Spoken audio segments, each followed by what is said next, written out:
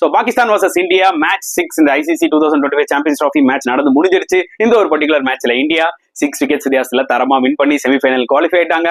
Disappointing performance for Pakistan. Almost there out of this champions trophy மக்களே. கண்டிப்பா அததான் சொல்லி ஆகணும். அண்ட் இந்த மேட்சோட அவார்ட் செக்ஷனை பத்தி தான் முதல்ல இப்ப நம்ம டிஸ்கஸ் பண்ண போறோம். வாங்க வீடியோக்குள்ள போலாம். So get the batsman of the award. Obviously we have to give it to Virat Kohli. The King Kohli is finally back. நல்லா ஞாபகம் வச்சுக்கோங்க, விராட் கோலி ரெட் பால் கிரிக்கெட்ல வேணா கொஞ்சம் அவுட் ஆஃப் ஃபார்ம்ல போயிருக்கலாம், பட் ஒயிட் பால்ல சீரியஸா வந்து பாத்தீங்கன்னா செம ஃபார்ம்ல தான் இருக்காரு. பட் என்னதான் இருந்தாலும் ரீசெண்ட் டைம்ஸ்ல அந்த அளவுக்கு நம்ம விராட் கோலியோட பெஸ்ட்டை பார்க்க முடியல. பட் பாகிஸ்தான் வந்துட்டா போதும் விராட் கோலி வந்து பாத்தீங்கன்னா வேற லெவல்ல பெர்ஃபார்ம் பண்ண ஆரம்பிச்சிருவாரு. அதாவது பாகிஸ்தான் வந்துட்டா சின்ராசை பிடிக்க முடியாதுடா அந்த மாதிரி தான் தோணுது. எவ்வளவு மேட்ச் வின்னிங் நாக்ஸ் விளையாடி இருக்காரு பாருங்க பாகிஸ்தானோட. சோ இந்த மேட்ச்க்கு வரதுக்கு முன்னாடியே வந்து பாத்தீங்கன்னா பாகிஸ்தான் டீமா இருக்கட்டும், அவங்க மேனேஜ்மெண்டா இருக்கட்டும், அவங்க கோச்சஸா இருக்கட்டும், அவங்க மக்களா இருக்கட்டும், எல்லாருமே வந்து என்ன அவேரா இருந்தாங்கன்னா, ஐயோ விராட் கோலி வந்து என்னதான் கொஞ்சம் அந்த அளவுக்கு பெரிய ஃபார்ம்ல இல்லைனாலும் பாகிஸ்தான் வந்துட்டா பெர்ஃபார்ம் பண்ணிடுவாருன்ற மாதிரி தான் எல்லாரும் பேசிட்டு இருந்தாங்க. எக்ஸாக்ட்லி அதுக்கேற்ற மாதிரி தான் அவரு வந்து சூப்பரா ஒரு நாக் விளையாடினாரு. 100 நாட் அவுட், ஒரு ஸ்டேஜ்ல 100 அடிப்பாரான்னு நம்ம நினைச்சோம். பிகாஸ் ஹர்திக் பாண்டியா இறங்கினாரு ஹையர் அவுட் ஆனோடனே. அவர் இறங்கி நீ எப்படி 100 அடிச்சிருன்னு பாத்துட்டு தலைவான்னு சொல்லிட்டு டமால் அடிக்க ஆரம்பிச்சிட்டாரு. அவர் அவுட் ஆனதுக்கு அப்புறம் தான் வந்து பாத்தீங்கன்னா கோலிக்கு அந்த ஆப்பர்ச்சுனிட்டியே கிடைச்சது. அதை செமையா யூஸ் பண்ணி அவரோட 51st ODI 100 அடிச்சாரு. Overall 82 international century. பா வேற லெவல்ங்க. இதுக்கு மேல சொல்றதுக்கு என்ன இருக்கு? சோ டெஃபினட்டா வந்து பாத்தீங்கன்னா Virat Kohli deserve to get this get the batsman of the award. So get the bowler of the award goes to Kuldeep யாதவ்ங்க. நல்லா ஞாபகம் வச்சுக்கோங்க, இந்த மேட்ச் வரதுக்கு முன்னாடி குல்தீப் யாதவோட பொசிஷனை நிறைய பேர் கொஸ்டின் பண்ணிட்டு இருந்தாங்க. புரியுதா உங்களுக்கு? ஏன்னா வருண் சக்கரவர்த்தி எடுத்து வரலாமா? ஏன்னா ஃபர்ஸ்ட் மேட்ச்ல என்னதான் குல்தீப் யாதவ் எக்கனாமிக்கலா போட்டாலுமே அந்த அளவுக்கு ரொம்ப த்ரெட்டனிங்கா இல்லைன்னு. பட் இந்த மேட்ச்ல அவர் ப்ரூவ் பண்ணிட்டாரு அவர் ஏன் ஒரு மேட்ச் வின்னு சொல்லி. ஃபேண்டாஸ்டிக்கா போட்டு 3 விக்கெட் எடுத்தாரு மக்களே. So get the bowler of the match goes to Kuldeep Yadav. So allrounder of the match கண்டிப்பா நான் வந்து ஹர்திக் பாண்டியாக்கு கொடுப்பேன். ஏன்னா அவர் பேட்டிங்ல வந்து ஒரு பவுண்டரி 6 ரன்ல அவுட் ஆயிட்டாரு, அது வேற விஷயம். ஆனா அவரோட போலிங் கான்ட்ரிபியூஷன், அவரோட அவுட் ஃபீல்டிங்கும் நல்லா இருந்தது. எஸ்பெஷலி அவரோட polling was fantastic. 2 crucial wicket எடுத்தாரு. நல்லா ஞாபகம் வச்சுக்கோங்க, பாபர் அசாம் ஒரு எண்ட்ல ஃப்ளூவெண்டா விளையாடிட்டு இருந்தாரு, அவர் விக்கெட் எடுத்தாரு. அதுக்கப்புறம் செட் ஆன சவுத் சைக்கிள் விக்கெட்டையும் எடுத்தாரு. So Hardik Pandya polling and fielding especially இந்த மேட்ச்ல வந்து பாத்தீங்கன்னா அவுட்ஸ்டாண்டிங்கா இருந்ததுன்னு தான் நான் ஃபீல் பண்ணேன். சோ அதனாலதான் allrounder of the award match goes to Hardik Pandya. Ultimate fielder of the match நம்ம வந்து அக்சர் பட்டேல் கிட்ட அந்த அவார்டை கொடுத்துட்டு போயிட்டே இருப்போம். ஏன்னா அந்த ரன் அவுட் ஆஃப் இமாம் உல்லக் வாஸ் சோ க்ரூஷியல்ங்க. ஏன்னா அந்த டைம்ல பாபர் அசாம் அவுட் ஆனாரு. இமிடியேட்டா இந்த ரன் அவுட் வந்து பாத்தீங்கன்னா இந்தியாவை கேமுக்குள்ள கொண்டு வந்துச்சு. சரியான ரன் அவுட், ஒரு மாங்காடினே சொல்லலாம். சோ டெஃபினட்டா the ultimate fielder of the match award goes to he deserve this Axar Patel. சொதப்பல் ஆஃப் த மேட்ச் கண்டிப்பா பாகிஸ்தானோட பேட்டிங் அண்ட் ஃபீல்டிங் தான் சொல்லுவேன். போலிங்கும் சொதப்பலா தான் இருந்தது, பட் அவங்களோட பேட்டிங் வந்து ரொம்பவே சொதப்பலா முடிஞ்சிருச்சு.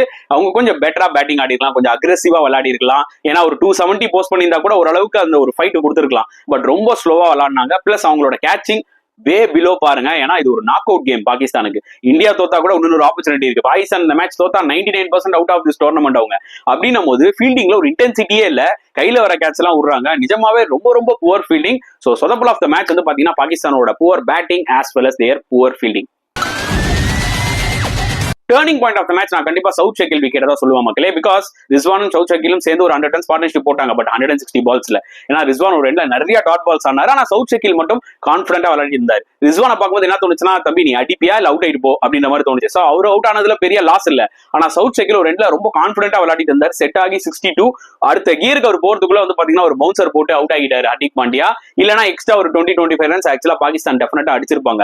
அது வந்து பாத்தீங்கன்னா இந்தியாவுக்கு கொஞ்சம் பிரஷரா இருந்திருக்கும் உள்ள சேசிங். ஒரு 240 சேஸ் பண்ற போற ஒரு மைண்ட் செட்டுக்கும் ஒரு 270 சேஸ் பண்ண போற மைண்ட் செட்டுக்கும் நிறைய டிஃபரன்ஸ் இருக்கும். புரியுதா உங்களுக்கு? Turning point of the match என்ன பொறுத்த வரைக்கும் பாத்தீங்கன்னா சவுத் ஷக்கில் விக்கெட் தான் நான் சொல்லுவேன்.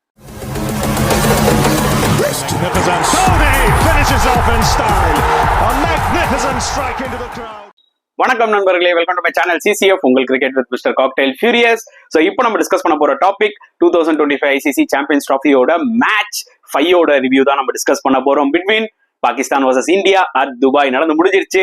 இந்த ஒரு பர்டிகுலர் மேட்ச்ல இந்தியா 6 விக்கெட்ஸ் வித்தியாசத்துல தரமா வின் பண்ணி செமிஃபைனலுக்கு குவாலிஃபை ஆயிட்டாங்க. ஐ திங்க் அவார்ட் செக்ஷன்லாம் பார்த்து நல்லா என்ஜாய் பண்ணிருப்பீங்கன்னு நினைக்கிறேன். உங்களோட கருத்துக்களை கமெண்ட் செக்ஷன்ல போடுங்க. சோ இந்த ஒரு இம்பார்ட்டன்ட் மேட்ச்ல, அதுவும் பாகிஸ்தானுக்கு ரொம்ப இம்பார்ட்டன்டான ஒரு மேட்ச். ஏன்னா இந்தியா இந்த மேட்ச் தோத்தா கூட அவங்களுக்கு இன்னொரு ஆப்பர்ச்சுனிட்டி இருக்கு நியூசிலாண்டோட. ஏன்னா இந்தியா பங்களாதேஷை பீட் பண்ணிட்டாங்க. பட் பாகிஸ்தான் எடுத்துக்கிட்டீங்கன்னா அவங்க ஃபர்ஸ்ட் மேட்ச்ல செம உத வாங்கிட்டாங்க நியூசிலாண்டோட. அப்படின்னும் போது இந்த மேட்ச் அவங்களுக்கு ரொம்ப இம்பார்ட்டன்டா வந்து அமைஞ்சது. In fact it is a knock out game. But அந்த நாக் அவுட் கேம் மாதிரி பாகிஸ்தான் விளையாடினாங்களான்னு கேட்டீங்கன்னா சத்தியமா இல்லைங்க. ஏன்னா அவங்க ஃபீல்டிங்ல ஒரு இன்டென்சிட்டி இல்ல, பேட்டிங்ல ஒரு அக்ரெசிவ்னஸ் இல்ல, போலிங் கூட வந்து பாத்தீங்கன்னா ஸ்கோர் பெருசா இல்ல. நான் கூட நினைச்சேன் இந்த விக்கெட்ல கொஞ்சம் ஓரளவுக்கு அவங்க போலிங் வந்து எடுப்படும், கொஞ்சம் ஃபைட் கொடுப்பாங்க 240 அப்படின்னு நினைச்சேன். அன்பார்ச்சுனேட்லி வந்து பாத்தீங்கன்னா சில கேச்சஸ் எல்லாம் டிராப் பண்ணதுனால போலிங்கும் கொஞ்சம் டிராப் ஆயிடுச்சுன்னு தான் சொல்ல முடியும். So not a great performance from Pakistan, அதுல எந்த டவுட்டுமே இல்லைங்க. டெஃபினட்டா அவங்களோட ஃபேன்ஸ் வந்து பாத்தீங்கன்னா இன்னைக்கு டிசப்பாயிண்டடா இருக்காங்கன்னா அதுக்கு வந்து காரணங்கள் நிறையவே இருக்கு. ஏன்னா அந்த அளவுக்கு தான் பாகிஸ்தான் பெர்ஃபார்ம் பண்ணிருக்காங்க. அந்த ட்ரை சீரிஸ் எடுத்துக்கோங்களேன், ஒரே ஒரு மேட்ச் அந்த டெப்ளீட்டட் சவுத் ஆப்பிரிக்கா போலிங்க சேஸ் பண்ணி வின் பண்ணாங்க. ரிஸ்வானும் ஆகா சல்மானும் செஞ்சுரி போட்டு. அதுக்கப்புறம் மத்த எல்லா மேட்சுமே அவங்க தோல்விதான். ஓகே, இப்ப பாருங்க சாம்பியன்ஸ் டிராஃபிலையும் அவங்க 2 மேட்ச் தோல்வி. அவங்க ஹோம்ல நடக்குது இந்த ICC champions trophy, plus almost அவங்க நாக் அவுட் ஆக போறாங்க. ஸோ இது வந்து ஒரு huge setback for Pakistan cricket as well as வந்து பாத்தீங்கன்னா ஃபார் தி பாகிஸ்தான் பீப்புள் கண்டிப்பா சொல்லியே ஆகணும். ஸோ இந்தியா பொறுத்த வரைக்கும் அவுட்ஸ்டாண்டிங்கா பெர்ஃபார்ம் பண்ணிட்டாங்க. அதாவது இந்தியா பாகிஸ்தான்னாலே வந்து ஒரு ஹைப் கிரியேட் ஆகுது. But end of the day India வந்து பாத்தீங்கன்னா ஒன் சைடா வின் பண்ணிட்டு போயிடுறாங்க. இதுதான் காலகாலமா நடக்குது. அட்லீஸ்ட் வந்து பாத்தீங்கன்னா லாஸ்ட் ஒரு 15 வருஷமாவே நம்ம சொல்லலாம் அப்படிதான் போயிட்டு இருக்கு. சோ அந்த ஒரு ஃபைட்டே இல்ல பாகிஸ்தான் கிட்ட இருந்து. இந்தியான்னு வந்துட்டாலே வந்து பாத்தீங்கன்னா அண்டர் பிரஷர்ல போயிடுறாங்க பாகிஸ்தான். அது ரொம்பவே எவிடென்டா தெரியுது. புரியுதா உங்களுக்கு? சோ இந்தியா பொறுத்த வரைக்கும் பாத்தீங்கன்னா அவங்க ப்ராசஸ் என்னவோ அதை பெர்ஃபெக்டா பண்ணாங்க. பட் நல்லா ஞாபகம் வச்சுக்கோங்க, ரிஸ்வான் வான் அ குட் டாஸ். ஏன்னா இந்த விக்கெட்ல போக போக விக்கெட் கொஞ்சம் ஸ்லோ ஆகும்ன்றது நம்மளுக்கு நல்லா தெரியும். துபாய் விக்கெட்ஸ் அப்படிதான் இருந்தது. பட் ஃபர்ஸ்ட் மேட்சை கம்பேர் பண்ணும்போது செகண்ட் மேட்ச் விக்கெட் கொஞ்சம் பெட்டரா இருந்ததோ செகண்ட் ஹாஃப்ல பேட்டிங் ஆடும்போதுன்ற மாதிரி தோணுச்சு இந்தியா பேட்டிங் ஆடும்போது. சோ என்னதான் இருந்தாலுமே இந்தியா டாஸ் வின் பண்ணியிருந்தாலும் பேட்டிங் தான் எடுத்திருப்பாங்க. பட் பாகிஸ்தான் ஒன் செகண்ட் நான் சொன்ன மாதிரி நல்ல ஒரு ஆப்பர்ச்சுனிட்டி கிடைச்சது. டாஸை வின் பண்ணாங்க, பேட்டிங் எடுத்தாங்க, அண்ட் கொஞ்சம் பாசிட்டிவா ஸ்டார்ட்டும் பண்ணாங்க. பாபர் அசாமா இருக்கட்டும், இமாம் உள்ள ஒரு எண்ணில் அப்படியே நின்னாரு. ஏன்னா பக்காஸ் அசாமானுக்கு பதில் அவர் தான் ரீப்ளேஸ்மெண்ட்ல உள்ள வந்தார். அவர் தான் வருவாரு நம்மளுக்கும் தெரியும்.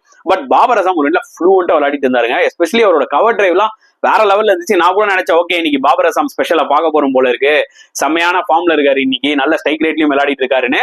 அப்பதான் வந்து ஹர்திக் பாண்டியா வந்து பாத்தீங்கன்னா அவர் அவுட் ஆகிட்டாரு. அது ஒரு செட் பேக் பாகிஸ்தானுக்கு. அண்ட் அதுக்கப்புறம் இமாம் உள்ள தேவையில்லாத ஒரு ரன் அவுட். அந்த டைம்ல வந்து பாத்தீங்கன்னா கொஞ்சம் டைம் எடுத்துருக்கலாம், ஒன்னும் தப்பு கிடையாது. அந்த ரன் ஓடணும்னு அவசியமே இல்லை, அவர் ரன் அவுட் ஆயிட்டு போயிட்டாரு. அப்பதான் ரிஸ்வானும் சரி சவுத் ஷக்கீலும் சரி 2 பேர் சேர்ந்து ஒரு பார்ட்னர்ஷிப் போட்டாங்க. மோர் தென் 100 ரன்ஸ், பட் 160 பால்ஸ் விளையாடினாங்க. சோ எனக்கு என்ன தோணுச்சுன்னா அந்த பார்ட்னர்ஷிப் தேவைதான் பாகிஸ்தானுக்கு. ஏன்னா அவங்களோட லோவர் மிடில் ஆர்டர் எடுத்துட்டீங்கன்னா பயங்கரமான பேட்ஸ்மேன்லாம் கிடையாது. சோ இந்த 2 பேட்ஸ்மேனும் நின்று தான் விளாடணும். இவங்க 2 பேர் நின்று ஒரு ஃபவுண்டேஷன் கொடுத்தா ஆகா சல்மான் மாதிரி பிளேயர்லாம் வந்து ஒரு நல்ல பினிஷ் கொடுக்கலாம். ஆகா சல்மான், குஷ்தில் ஷா மாதிரி அவங்க நினைச்ச பிளான் வந்து ஓகேன்னு தான் நான் சொல்லுவேன். ஆனா நான் என்ன ஃபீல் பண்ணுவேன்னா அட்லீஸ்ட் ஒரு 2 சவுத் ஷக்கிலாவது கொஞ்சம் கன்வெர்ட் பண்ணிட்டு இருந்தாரு சிங்கிள்ஸை. ஓகே, அப்பப்போ ஒரு பவுண்டரி அடிச்சாரு. பட் ரிஸ்வான் டோட்டலா ஸ்டக் ஆயிட்டாருங்க. பயங்கரமா டாட் பால்ஸ் விளாண்டாரு. அது என்ன ஆச்சுன்னு பாத்தீங்கன்னா இந்தியாவோட ஸ்ட்ராட்டஜிக்கு பயங்கரமா ஹெல்ப் ஆயிடுச்சு. So Rohit Sharma attacking field set பண்ண ஆரம்பிச்சிட்டாரு. ஏன்னா இவங்க எப்படியும் ஸ்லாக் ஆக போறது இல்ல, அட்டாக்கும் பண்ண போறது இல்லைன்னும் போது ரோஹித் சர்மா ஸ்மார்ட்டா என்ன பண்ணாருன்னா லெக் ஸ்லிப் வைக்கிறாரு, 2 ஸ்லிப் வைக்கிறாரு, அதே மாதிரி வந்து பாத்தீங்கன்னா ஷார்ட் மிட் விக்கெட் வைக்கிறாரு, ஷார்ட் கவர்ஸ் வைக்கிறாரு. சோ லிட்டரலி பிரஷரை போட்டுக்கிட்டே இருக்காரு ரோஹித் சர்மா ஃபீல்டுல. அண்ட் பாகிஸ்தானும் பாத்தீங்கன்னா எஸ்பெஷலி ரிஸ்வானும் பாத்தீங்கன்னா பெருசா அட்டாக் பண்ற மாதிரி தெரியல, நல்ல ஒரு மொமெண்டம்ல இருந்தாங்க. இன்ஃபேக்ட் ரிஸ்வான் உள்ள நுழைஞ்சி ஃபர்ஸ்ட் பாலே குல்தீப் அப்படி ஸ்வீப் ஆனார் ஒரு பவுண்டரி. ஓகேடா இன்னைக்கு அக்ரெசிவா தான் ஆட போறாங்கன்னு அந்த ஸ்வீப் ஷாட்டோட முடிஞ்சது. டொக்கு டொக்கு டொக்குன்னு வச்சுக்கிட்டே இருந்தாங்க. சரி ஒரு பக்கம் சவுத் ஷக்கில் நல்லா தான் ஆடிட்டு இருந்தாரு. ஒரு ஸ்டேஜுக்கு மேல இந்த பர்டிகுலர் இன்னிங்ஸ் எந்த பக்கம் போகுதுன்னே தெரியல. புரியுதா உங்களுக்கு? ஒரு 45-50 பால் ஆயிடுச்சு, ஒரு பவுண்டரி அடிச்சோம். சோ அதெல்லாம் கொஞ்சம் அவங்க பார்த்து விளையாடி இருக்கணும். இன் பிட்வீன்ல கொஞ்சம் ரிஸ்க் எடுத்து ஒரு பவுண்டரியாவது அடிச்சிருக்கணும். சும்மா டெட் பிளாக் வைக்கிறதுல வந்து அர்த்தமே கிடையாதுங்க. அட்லீஸ்ட் நீங்க சிங்கிள்ஸாவது கன்வெர்ட் பண்ண பாத்துருக்கணும். ஒரு ஓவருக்கு அட்லீஸ்ட் ஒரு 4 ரன்னாவது எடுத்துருக்கணும். 2 ரன்னுக்கு மேல ஆக்சுவலா எடுக்காம விளையாடிட்டு இருந்தாங்க ஒரு 8-9 ஓவருக்கு. லிட்டரலி இந்தியா அந்த டைம்ல தான் கிளாப் பேக் ஆனாங்க கேமுக்குள்ள. அதுக்கப்புறமா கொஞ்சம் கொஞ்சமா பவுண்டரிஸ் எடுத்து அடிக்க ஆரம்பிச்சாங்க. புரியுதா உங்களுக்கு? அப்படி இப்படின்னு 100 ரன்ஸ் தேத்திட்டாங்க பார்ட்னர்ஷிப். சோ அந்த டைம்ல தான் கரெக்டா அவங்க மொமெண்டம் இன்க்ரீஸ் பண்ற டைம்ல ரிஸ்வான் வந்து அவுட் ஆயிட்டு போயிட்டாரு.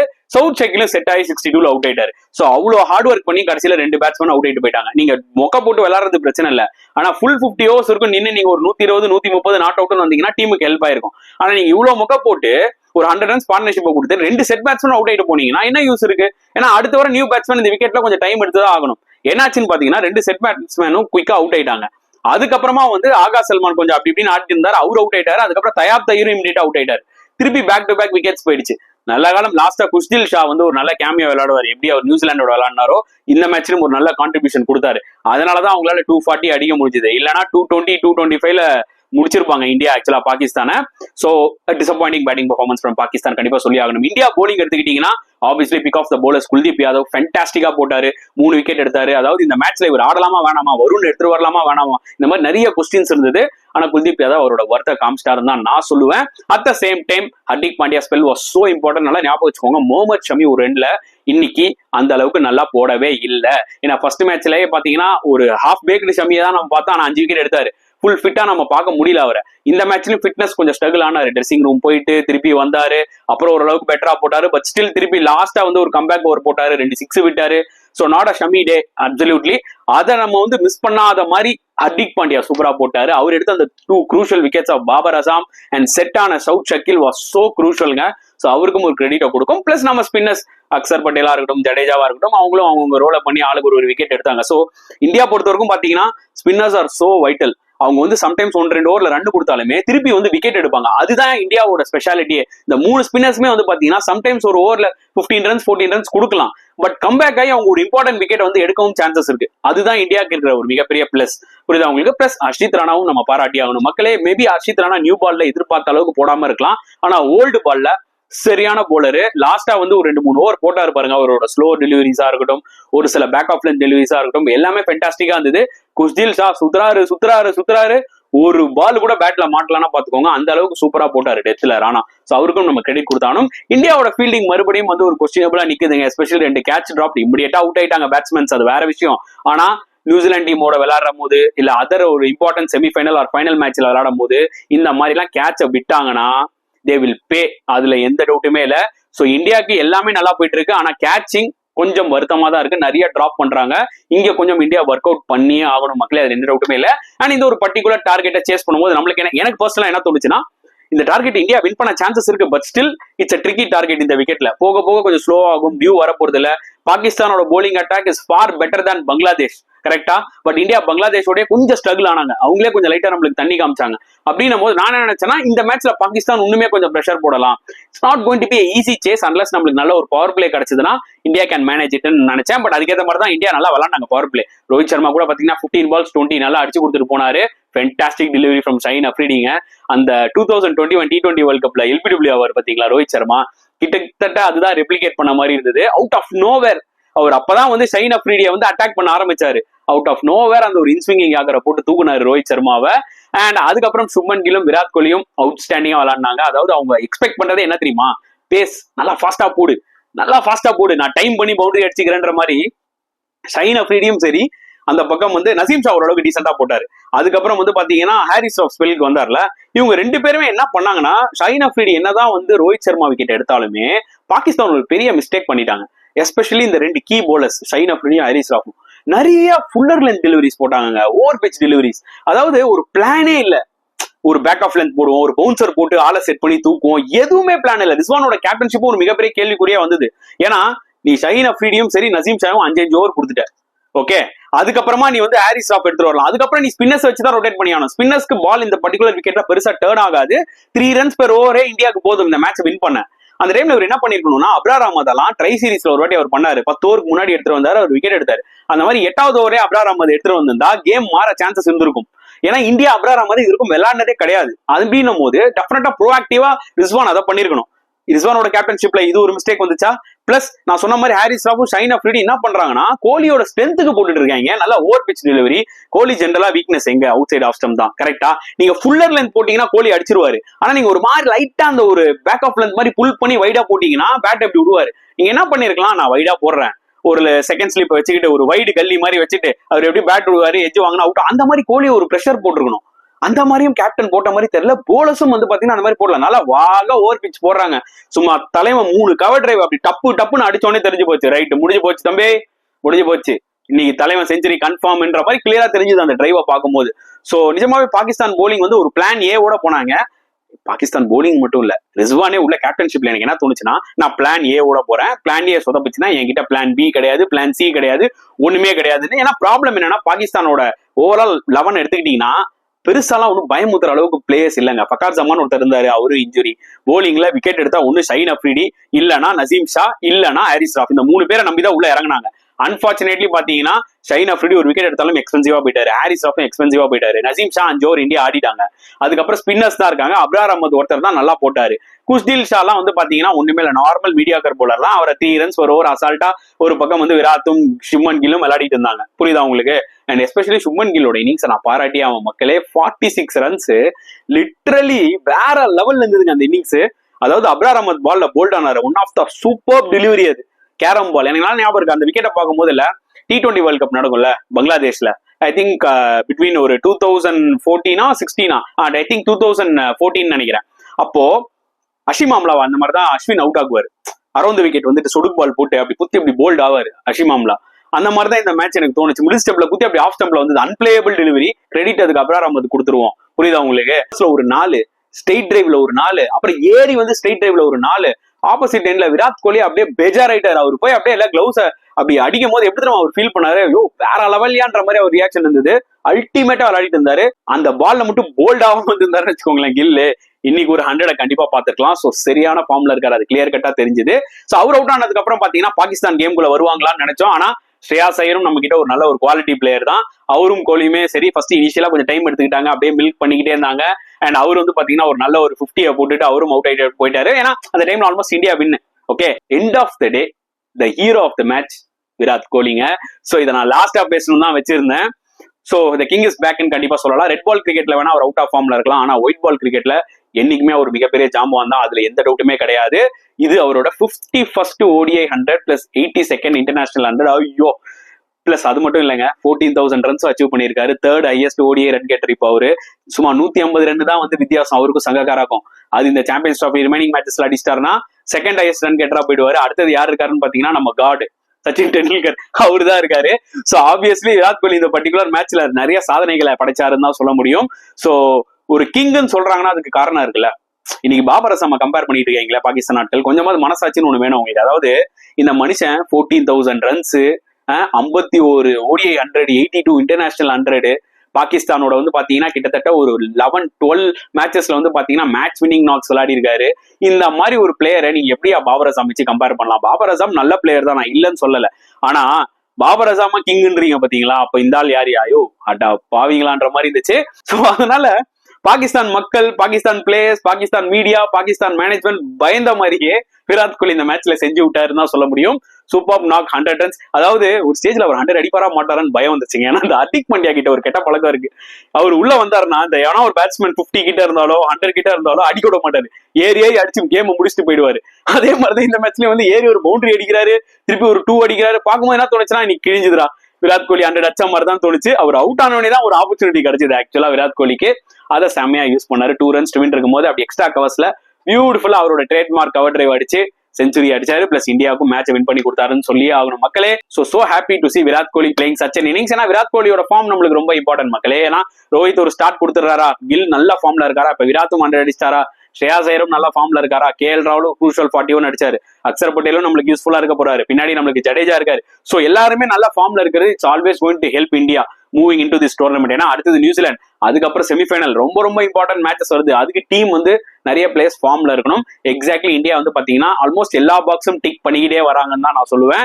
அப்பார்ட் ஃப்ரம் தேர் கேச்சிங், அவங்களோட கேச்சிங் மட்டும் கொஞ்சம் நல்லா இருந்ததுன்னா பெட்டரா இருக்கும். சோ பாகிஸ்தான் போலிங் எடுத்துக்கிட்டா pick of the bowlers Abrar Ahmed கண்டிப்பா ஒரு ஒருத்தரை சொல்லணும், நல்லா டைட்டா போட்டாரு, லூசா போடவே இல்லை. அப்பார்ட் ஃப்ரம் தட் சொல்லிக்கிற அளவுக்கு எதுவும் இல்லைங்க. ஏன்னா ஷைன் அஃப்ரிடி என்னதான் ரோஹித் சர்மா விக்கெட் எடுத்தாலுமே, அதுக்கப்புறம் லாஸ்டா வந்து ஹர்திக் பாண்டியா விக்கெட் எடுத்தாலுமே 65 ரன் 7 ஓவர் 8 ஓவர்ல ஒரு பிரீமியம் போலர் இவ்வளவு எக்ஸ்பென்சிவா இருந்தாருன்னா என்ன பண்ண முடியும்? பிளஸ் ஹாரிஸ் ராஃபும் பாத்தீங்கன்னா அந்த மேட்ச்ல பெரிய இம்பாக்டே இல்லை. அது ஒரு மிகப்பெரிய செட் பேக் ஃபார் பாகிஸ்தான். புரியுதா உங்களுக்கு? நசீம் ஷாவை இந்தியா பார்த்து உசாரா ஆடிட்டாங்க, அதான் ஒரு விஷயம். சோ அதனால பாகிஸ்தானும் பாத்தீங்கன்னா டாக்டிக்கலா ஒரு பிளானோடையும் வரல. ஒரு பிளான் ஏவோட வந்து நியூ பால்ல விக்கெட் எடுக்கணும்னு வந்தாங்க, ஒரு விக்கெட் தான் போச்சு. அதுக்கப்புறம் என்ன பிளான்னு அவங்களுக்கே தெரியல. ரொம்ப ரொம்ப மீடியாக்கரா இருந்தது பாகிஸ்தானோட கேப்டன்ஷிப். செகண்ட் அவங்களோட பாடி லாங்குவேஜ்ங்க, இது ஒரு நாக் அவுட் கேம், ஒரு டீமா ஒரு யூனிட்டியா இருக்காங்களான்னு பார்த்தா எனக்கு என்னவோ அப்படி தெரியல கைஸ். ஆக்சுவலி இந்த மேட்ச்ல நான் பார்க்கும்போது என்ன தோணுச்சுனால அவன் தனியா செப்பரேட்டடா இருக்கிற மாதிரி எனக்கு தோணுச்சு. இப்ப ஷைன் அஃப்ரிடி எல்லாம் பாத்தீங்கன்னா லைக் ஹர்திக் பாண்டியா விக்கெட் எடுக்கிறாரு, எடுத்துட்டு அவரோட நேச்சுரல் செலிப்ரேஷன் அப்படி பண்ணிட்டு அப்படி போயிடுறாரு. நான் என்ன கேட்கறேன்னா எப்படி உன்னால அது பண்ண முடியுது? கேம் நீ ஆல்மோஸ்ட் காலி, தோக்க போற, எப்படி நீ பண்ற? சோ உன்னோட இண்டிவிஜுவல் பெர்ஃபார்மன்ஸ் பாகிஸ்தான் கிட்ட தான் இப்போ ஒரு பிரச்சனையா இருக்கு. ரிஸ்வான் கேப்டனா இருந்தாலும் அவரோட இண்டிவிஜுவல் பெர்ஃபார்மன்ஸை தேத்திக்கணும்னு பார்த்தாரா? புரியுதா உங்களுக்கு? பாபர் அசாம் அதுக்கு முன்னாடி மேட்ச்ல என்ன பண்ணாரு? ஷைன் அஃப்ரிடி நான் போடுறேன், நான் விக்கெட் எடுத்தா எடுப்பேன். ஏன்னா அவர் பேட்டிங்ல பாருங்க, ஃபர்ஸ்ட் பாலே வந்து LBW குல்தீப் பால்ல பிளம் சம பாயிண்ட் தானே, அப்படியே ரொம்ப அப்படியே ஒரு ஆட்டிடியூடோட அப்படியே ரிவ்யூ போனாரு. பிளம் அது எதுக்கு அந்த ரிவ்யூ வேஸ்ட் பண்ற? அவுட் ஆயிட்ட பேசாம போ. இவரெல்லாம் இந்த பிளேயர்ஸ் எல்லாம் பார்க்கும்போது எனக்கு தனியா தெரியுறாங்க. ஹாரிஸ் ராஃப், ஷைன் அஃப்ரிடி. ஏன்னா ஹாரிஸ் ராஃப்லாம் அங்க ஒரு ஃபீல்டரு கொஞ்சம் ஸ்லோவா மூவ் ஆனாலோ இல்ல பால மிஸ்ஃபீல் பண்ணிட்டாலோ இல்ல கேட்ச் விட்டாலும் அசிங்கமா திட்டுறாரு. அது நான் வாயால சொல்லக்கூடாது, நீங்க வேணா ஹைலைட்ஸ்ல பாருங்க. சோ இவங்க எல்லாம் வந்து ஒரு யூனிட்டியா விளையாடுறாங்கன்னு கேட்டா சத்தியமா இல்ல. பாகிஸ்தான் கிரிக்கெட் விளையாடுறத பார்க்கும்போது எனக்கு என்ன தோணுதுன்னா they don't deserve to enter into the semi-final. So இந்த மேட்சை பொறுத்தவரைக்கும் இந்தியா பக்காவா டாமினேட் பண்ணிட்டாங்க. நீங்க என்ன ஃபீல் பண்றீங்க இந்த மேட்சை பத்தி? இந்தியா பாகிஸ்தான் ஹைப் வந்து பாத்தீங்கன்னா இனிமேட் அடுத்த வர காலத்துல இருக்கும்னு நினைக்கிறீங்களா? எதுவா இருந்தாலும் உங்களோட கருத்துக்களை கமெண்ட் செக்ஷன்ல போடுங்க. பிளஸ் விராட் கோலியோட சூப்பர் 100 பத்தியும் என்ன நினைக்கிறீங்க அதை பத்தியும் கமெண்ட் செக்ஷன்ல போடுங்க. இந்த வீடியோ பிடிச்சிருந்தா லைக் பண்ணுங்க, ஷேர் பண்ணுங்க. முடிஞ்சா சப்ஸ்கிரைப் பண்ணுங்க. நெக்ஸ்ட் வீடியோல பார்க்கலாம் ஃப்ரெண்ட்ஸ். அன்டில் தென் பாய்.